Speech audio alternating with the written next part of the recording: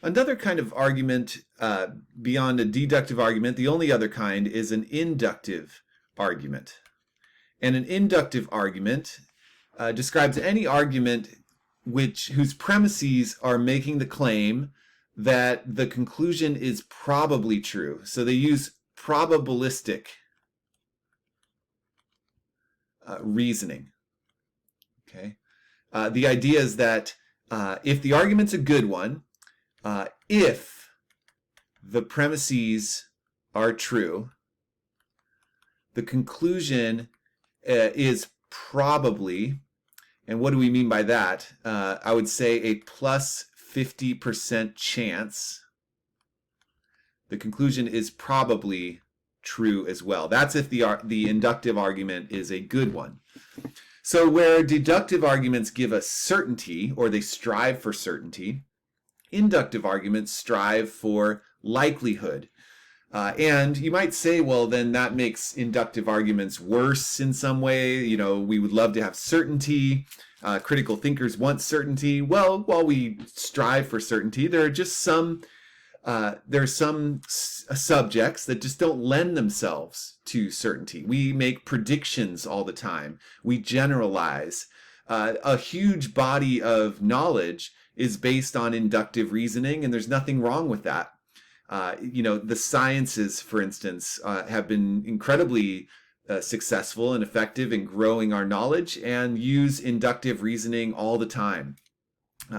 So we'll be looking soon, next week, to look at specific kinds of common inductive arguments. But what they all have in common is that the premises don't include all the information we would need to know that the conclusion is true. But they give us enough information to infer that the conclusion is likely to be true. And that's a great thing. So let's look at some examples of inductive arguments.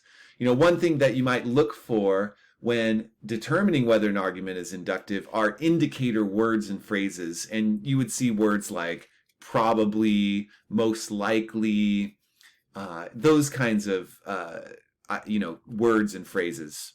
So let's look at some inductive arguments. Here's one. Most companies that prioritize the environment, say they have mission statements that involve care for the environment, are profitable. Okay, and then premise 2 is that clothing store over there, you know, prioritizes the environment. And the conclusion then would be that clothing store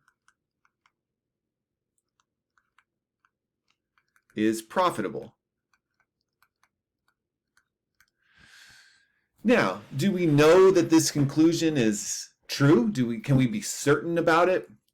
No.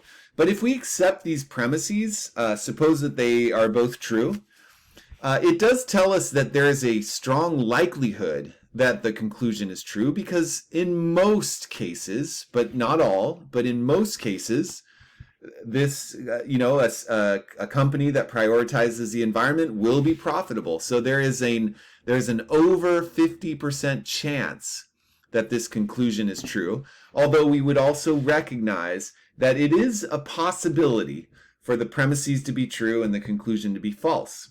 But nevertheless, I think this would still be a good argument, because that would be surprising given the evidence. So if a conclusion it might be false, but it would be surprising if it were false, then the argument is a good one. It has a good form to it. So this would be an example of an argument that's inductive. Now, if we change the first premise, so instead of talking about most companies, we are talking about all companies, okay? Well, then that changes the very nature of the argument. If all companies that prioritize the environment are profitable and that clothing store prioritizes the environment, well, then there's no longer a chance that the conclusion would be true. It would be certainly true, and this would become a deductive argument. But it supposes that premise one is simply not true, but it is true that most companies that demonstrate care for the environment are profitable. Well, then then we have an inductive argument, and a good one. Okay. So the wording matters a lot. The difference between all and most for premise one is the difference between having premises that give us all the information needed to derive the conclusion versus premises that give us quite a bit of information, not enough to know that the conclusion's certainly true, but enough to know that the conclusion is probably true. Okay, let's look at other examples.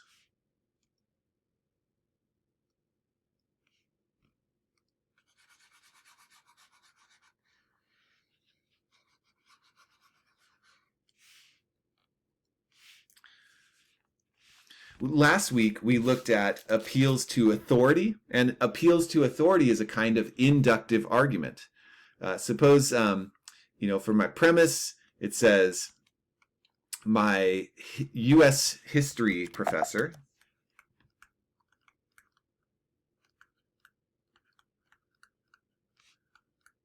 said that Roosevelt served 3 terms as president. And of course, we're talking about FDR. Okay, so then my conclusion is that Roosevelt did serve 3 terms as president. Okay, well, is this conclusion necessarily true? Does everything that my U.S. history professor say, like by definition, is true? No, that's not the case. People are fallible. The U.S. history professor could say something that is false. But Roosevelt was a U.S. president. We're talking about an authority with knowledge in that specific realm. So this would be an actual authority on the matter. And so we can say that this premise, if it's true, would give us a conclusion that is over 50% chance true. It would be surprising if this conclusion turned out to be false, because we have a good authority speaking with authority on a subject that they have expertise in. And so we would expect what they say to be true. And so there's a strong likelihood that the conclusion is true. So this would be an example of an appeal to authority argument that is a good argument. Okay.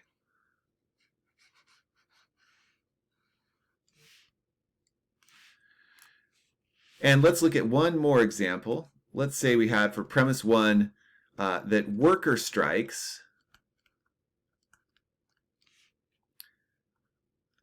have a 90% chance of ending with workers gaining something.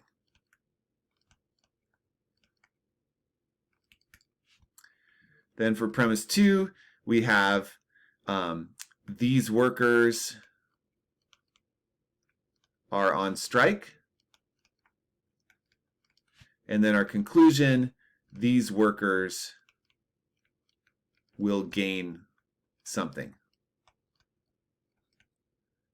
Now, if these premises are true, then we would expect the conclusion to be true. In fact, there's a 90% chance that the conclusion is true. So that's above 50, so it's a good argument.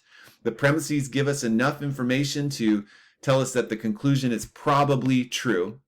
Now, there is still the chance that this will be one of those 10% of worker strikes where workers do not come out gaining anything. And so there is a chance that the conclusion ends up being false, but it would be surprising. They'd have to fall in that 10%, and that would be surprising.